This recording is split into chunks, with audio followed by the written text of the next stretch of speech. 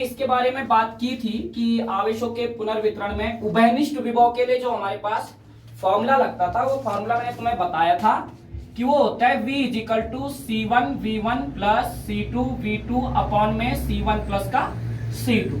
ये फॉर्मूला आज हमें प्रूव करना है, ठीक है। मतलब ये फॉर्मूला हमें लेके आना है आज किसी भी हालत में। बात समझ में आ रही है? ठीक है। तो कल भी मैंने इसके बारे में बात की थी और इसका अलग से व्यंजक आता है। जैसे यहां पे है हमारे पास कि आवेशों के पुनर्वितरण में उभयनिष्ठ विभव के लिए व्यंजक ज्ञात कीजिए, इस टाइप का क्वेश्चन बन के आता है। या फिर मैं अगर ये बोलूं जैसे कल वाला क्वेश्चन था, तो कल वाला क्वेश्चन भी लगभग ऐसी था, बट आवेशों के पुनर्वितरण में जो ऊर्जा होती है उसके ह्रास के लिए व्यंजक था, ठीक है। और मैंने कहा कि अगर उस वाले व्यंजक को क्लियर करना है तो दो व्यंजकों को क्लियर करना बहुत जरूरी होता है। एक तो हमारे पास यही वाला है और एक हमारे पास होता है आवेशित स्थितिज ऊर्जा वाला। किसी आवेश द्वारा आवेशित स्थितिज ऊर्जा के लिए जो व्यंजक होता है, एक हमें वो क्लियर करना होता है। तो पहले हम इसको क्लियर करेंगे कि आवेशों के पुनर्वितरण में उभयनिष्ठ विभव के लिए व्यंजक क्या होता है। बिल्कुल सेम टू सेम जैसे कल वाला व्यंजक तुमने फाइंड आउट किया था, बिल्कुल सेम उसी प्रकार से चलेगा। सेम डायग्राम, सेम डेरिवेशन, कुछ चीजें तुम्हें देखने को मिलेगी जो नहीं होंगी यहाँ पे, ठीक है। और फाइनली हम इसको इस प्रकार से इतना जो इसका उभयनिष्ठ विभव होता है इसको हम यहाँ पे लेके आएंगे। तो सबसे पहले हम दो कंडक्टर बनाएंगे यहाँ पे, ठीक है। जैसे कि फॉर एग्जाम्पल ये मेरे पास यहाँ पे एक चालक मेरे पास यहाँ पे ए बना दिया हमने, एंड एक चालक हमारे पास यहाँ पे ये है, ठीक है। और यहां से इस पे एक स्टैंड लगा दो कुछ इस प्रकार से, ठीक है। बड़ा इजीली हो जाएगा काम, थोड़ा इसको समझना जरूरी है। तो ये हमारे पास दो चालक है, ठीक है, बिल्कुल कल की तरह ही चलेगा। ये हमारे पास यहाँ पे ए है, ये हमारे पास यहाँ पे बी है। दो चालक हो चुके हैं और मैंने ये बताया था कि दोनों चालक जो है यहाँ पे ये एक दूसरे से अलग है, ठीक है। तो अभी ये एक दूसरे से अलग हैं, तो इस कंडीशन में अगर इस चालक ए की धारिता की बात करें तो C1 है, और इस वाले चालक की धारिता की बात करें तो ये हमारे पास C2 है। क्लियर हो रही मेरी बात यहां तक? ठीक है। तो ध्यान रखना कि हमारे पास ये कोई दो आवेशित चालक गोले हैं और ये दोनों एक दूसरे से अलग हैं। दोनों की जो धारिता है क्रमशः एक की C1 है, एक की C2 है, बिल्कुल कल की तरह चलेगा। फाइनली हम यहां से क्या करेंगे कि इसको मैं यहां से दूंगा आवेश। मान लो कि मैंने इसको दिया प्लस Q1 आवेश, तो जैसे प्लस Q1 आवेश देंगे तो इस पे विभव आएगा और विभव इसमें V1 यहां पे उत्पन्न हो जाएगा। सेम कंडीशन यहां पे भी चलेगा कि हमारे पास यहां पे आवेश हम इसको Q2 देंगे तो इस पे जो विभव आएगा वो हमारे पास V2 आएगा, ठीक है। और इतनी डिटेल अब आपको थोड़ा सा यहां पे बतानी है, ठीक है। तो आप लोग लिखोगे कि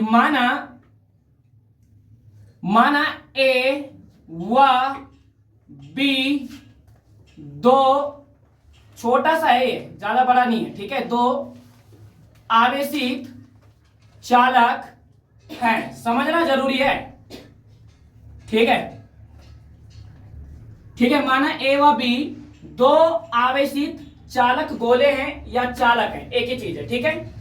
फिर यहां पे बताओगे जो एक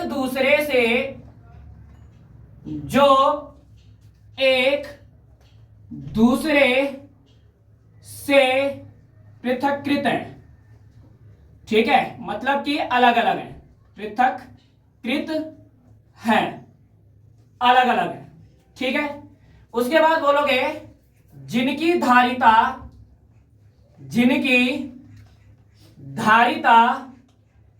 क्रमशः C1 व C2 है, ये आ जाएगा यहां पे, ठीक है। तो इनकी जो धारिता है क्रमशः एक की C1 है और दूसरे की हमारे पास C2 है, ठीक है। एंड इसके बाद तुम्हें क्या बताना है कि जब चालक ए को प्लस Q1 आवेश दिया जाता है, ठीक है। जब चालक ए को आवेश Q1 देने पर उसमें जो विभव है वो हमारे पास V1 तथा चालक B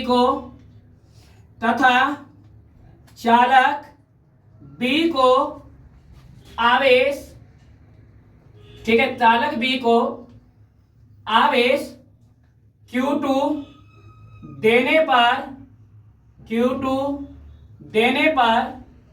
विभव, ठीक है, V2 उत्पन्न हो जाता है, विभव V2 उत्पन्न हो जाता है। और सेम थ्योरी तुमने कल भी लिखी थी, सेम डेरिवेशन तुमने डायग्राम तुमने कल भी बनाया था, ठीक है। तो मेरे हिसाब से कोई ज्यादा प्रॉब्लम्स तुम्हें इसके अंदर होनी नहीं चाहिए, ठीक है, बिकॉज कल का ही करवाया हुआ टॉपिक है, ठीक है। देखो पढ़ने का ना तरीका होता है हमारे पास, जैसे हमने कल किया था आज हम इसको कर रहे हैं, तो इससे ना हमें हेल्प मिल रही है, तो हमें इतना प्रेशर नहीं पड़ रहा माइंड में कि समझने में, क्योंकि इसको हम ऑलरेडी कल कर चुके हैं, ठीक है। तो जो चीज हमारे पास कल थी सेम चीजें हमने आज रखी हैं, नई चीजें हमें क्या चीज देखने को मिलेगी, बस उसी का थोड़ा सा यहाँ पे ध्यान रखना है, ठीक है। तो इतना हमारे पास यहाँ पे हो जाएगा। अब यहाँ पे देखो थोड़ा सा समझो, ठीक है। एक बार मैं फिर से बता रहा हूं कि माना हमारे पास कोई दो चालक हैं, ए व बी हैं, और ये कैसे हैं, आवेशित हैं और एक दूसरे से अलग हैं, इनकी धारिता क्रमशः C1 और C2 है। जब हम चालक ए को आवेश Q1 देते हैं तो इस पे विभव V1 तथा चालक बी को जब हम आवेश Q2 देते हैं तो इस पे विभव V2 उत्पन्न हो जाता है, ठीक है। फिर यहां पे क्या लिखना है, तब धारिता के सूत्र से,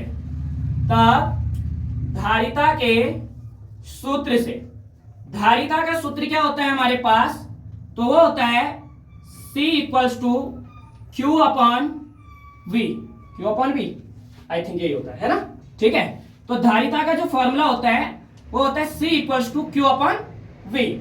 अभी मैं यहां से क्या करूंगा, Q की वैल्यू निकालूंगा, तो जब मैं Q की वैल्यू निकालूंगा तो इसके बारे में मैं लूंगा एक, Q की मल्टीप्लाइकेशन 1 में करेंगे तो आएगा Q बराबर C की इंटू V में कर दो तो क्या आ जाएगा, यहाँ पे CB आ जाएगा। लेकिन चालक A की अगर हम बात करें तो इस पे आवेश क्या है Q1, धारिता क्या है C1 और विभव क्या है V1। बात समझ में आ रही है। एंड अगर हम सेकंड की बात करें तो हमारे पास दूसरा आएगा इसी फॉर्मूले से, Q2 बराबर इसकी धारिता हो जाएगी हमारे पास C2, पोटेंशियल हो जाएगा इसका V2, ऐसा बन जाएगा ये, ठीक है। तो हम बोल सकते हैं, ठीक है, कि Q1 यानी कि इस पे इतना आवेश है, इस पे इतना आवेश है। अब हम निकालेंगे कुल आवेश, टोटल आवेश कितना आ रहा है, देखो कुल आवेश।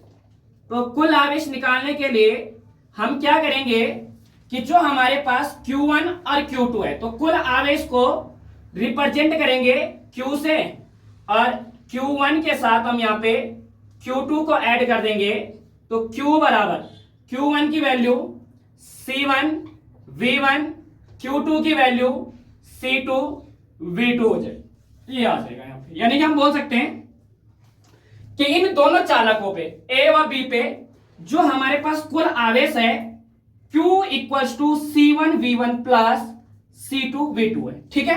इतना तो मैं कह रहा हूं यार ये कोई बहुत बड़ा काम नहीं है, ठीक है, बहुत छोटा है, बस इसको थोड़ा समझना मेन जरूरी समझना है इसको, ठीक है। अब इसके बाद देखो यहाँ पे अब हम क्या करेंगे, मैं दूसरा डायग्राम नहीं बना रहा हूं, ठीक है, इसी डायग्राम को थोड़ा सा समझो, ठीक है, या चलो बना देते हैं यहाँ पे। सपोज करो अब मैं क्या करता हूं, एक वायर की मदद से, मैंने तुम्हें बताया था कि इन दोनों चालकों को हम जोड़ देते हैं, ठीक है, किसी वायर की मदद से इन दोनों चालकों को ऐड कर दो। मान लो ऐसा हमने यहाँ पे एक वायर की मदद से यहाँ पे इन दोनों चालकों को जोड़ दिया, तो दोनों चालकों को जोड़ने से इनका जो विभव होगा दोनों का समान होगा, यानी कि केवल और केवल V होगा। बात समझ में आ रही है। बाकी सेम चीजें हैं, धारिता इसकी C1 ही रहेगी, इसकी C2 ही रहेगी, आवेश इस पे Q1 रहेगा और इस पे Q2 ही रहेगा। बात समझ में आ रही है ना? ठीक है, तो इस बात का थोड़ा सा ध्यान रखें यहां पे कि जब तुम लोग यहां पे नेट आवेश निकाल दोगे, नेट चार्ज जब तुम्हारे पास यहां पे आ जाएगा, उसके बाद कंडीशंस क्या लगानी है कि तुम्हें दोनों कंडक्टर को एक वायर की मदद से जोड़ना है। और जैसे तुम इसको एक वायर की मदद से जोड़ोगे तो एक वायर की मदद से जोड़ने पर तुम्हें दिखेगा कि जो विभव है, यानी कि जो विभव होता है ना हमेशा, मतलब ये उच्च क्षेत्र से निम्न क्षेत्र की ओर बहता है और तब तक बहता रहेगा जब तक इसका जो विभव है दोनों साइड से क्या ना हो जाए, इक्वल ना हो जाए।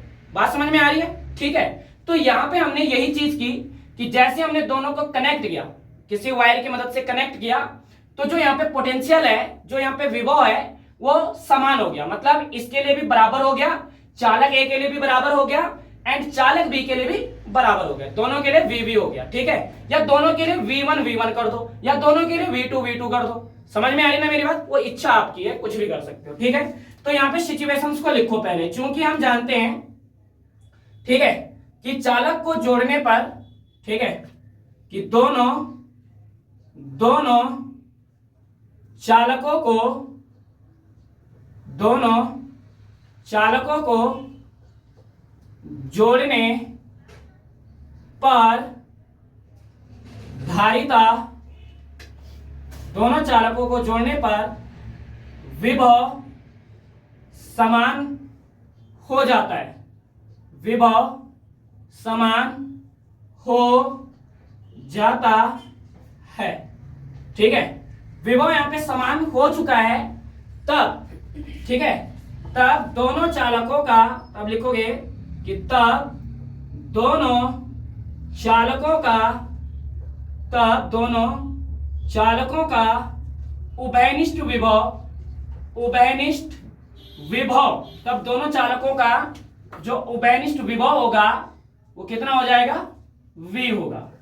ये ध्यान रखना कि तब दोनों चालकों का उभयनिष्ठ विभव V होगा, यानी कि V बराबर आएगा यहां पे आवेश की मात्रा, ठीक है, आवेश की मात्रा बटे में आएगा धारिता। ठीक है, बटे में आएगा धारिता। ठीक है, यानी कि इस टाइप का एक फॉर्मूला बनेगा, V इक्वल्स टू आवेश की मात्रा बटे धारिता। तो V इक्वल्स टू आ जाएगा, आवेश की मात्रा कितनी है, यहाँ पे कितने आवेश हमारे पास हैं, एक है Q1 और एक है हमारे पास Q2, तो ये आ जाएगा Q1 प्लस Q2। धारिता दोनों की कितनी है, एक की है C1 और प्लस दूसरा आ जाएगा C2, मतलब जो ये धारिता है ये भी ऐड हो जाएंगी और जो हमारे पास आवेश की जितनी भी मात्रा है वो दोनों भी ऐड हो जाएंगी। अभी हम यहां से क्या करेंगे, V इक्वल्स टू Q1 की वैल्यू है C1 V1, तो ये आ गया यहां से C1 V1, Q2 की वैल्यू C2 V2 बटे में C1 प्लस C2।